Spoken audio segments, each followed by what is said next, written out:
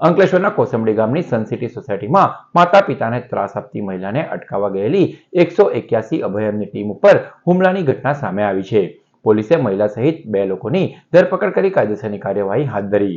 સનસિટીમાં રહેતી મૈત્રી પટેલ નામની યુવતી તેના માતા પિતાને ત્રાસ આપતી હતી. મૈત્રીના પિતાએ દીકરીના અત્યાચારથી કંટાળી જઈને પોલીસ પાસે મદદ માંગી હતી. પારિવારિક આ મામલામાં 181 અભયમની ટીમને વૃદ્ધ દંપતીની મદદે મોકલાઈ હતી. મહિલા કર્મીઓ અને કાઉન્સિલ સહિતની ટીમ મૈત્રીને સમજાવવાનો પ્રયાસ કરતા આ માથાભારે યુવતીનો પારો 7મા આસમાને હતો.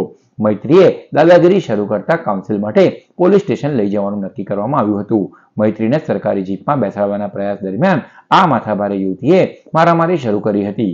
આટલેથી નહીં અટકતા પાડોશમાં રહેતો પાર્થ પ્રજાપતિ નામનો યુવાન મૈત્રીના મદદગાર તરીકે પોલીસ પાસે આવી પહોંચ્યો હતો. આ બંને લોકોએ ભેગા મળી મહિલા કોન્સ્ટેબલ રાધિકા બોરડ અને ભારતીબેન પર હુમલો કરી ઇજાગ્રસ્ત કર્યા હતા.